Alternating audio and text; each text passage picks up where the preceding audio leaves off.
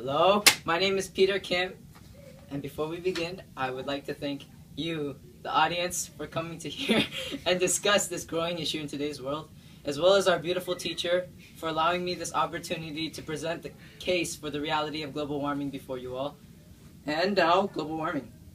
Global warming is an increasing concern for many everywhere, and it should be, because as the planet warms, there are serious implications for many different species of animals and their habitats, as well as for our own health.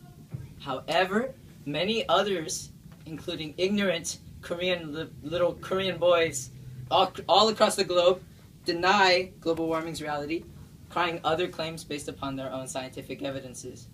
I, however, would disagree with them and would like to discuss this issue together in order that we may examine what is before us in search of what is the truth, and draw a final conclusion harmoniously.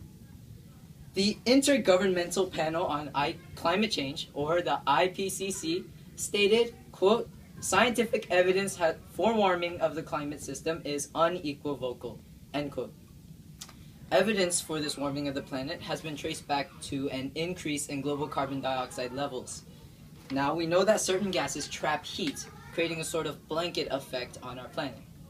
And carbon dioxide is indeed one of these gases, and we produce a ton of it. Whenever we burn fossil fuels to generate electricity for our homes and our vehicles, carbon dioxide is produced as a byproduct.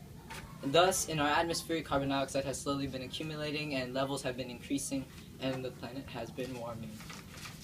While scientific studies have shown that many factors indicate a steady increase in global temperature due to this rise in carbon dioxide, there are three main evidences I would like to present to you today for global warming.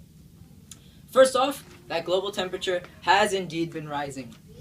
There are three major global surface temperature reconstructions which analyze global temperature. 1.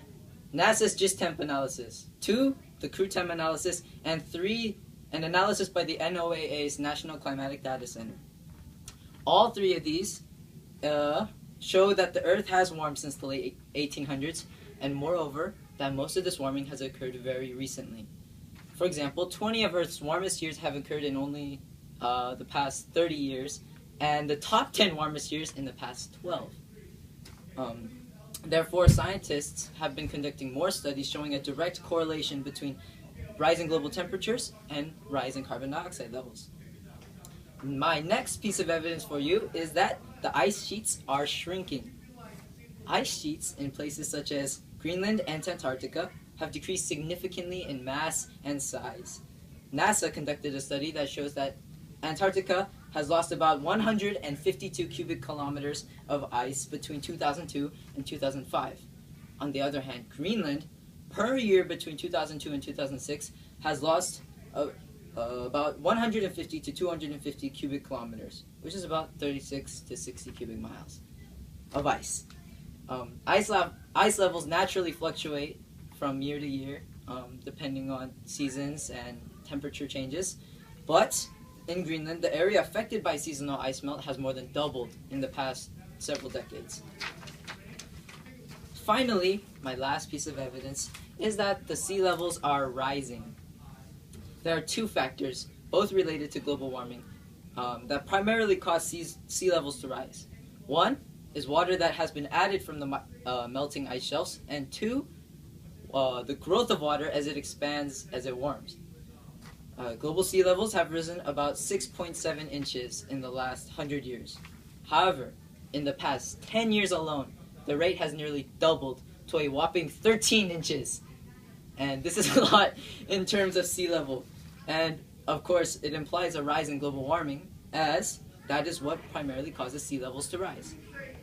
So in conclusion, based on evidences such as these, scientists all over the planet agree that global warming is indeed a reality, and that it is affecting our planet gradually. We are the main source of this warming. We are abusing our planet and its resources. It is our duty all the more then to make sure that we prevent such things such as these, and to preserve and protect our planet as stewards of God. So, ladies and gentlemen, please consider these facts as you look into this issue yourselves. Thank you.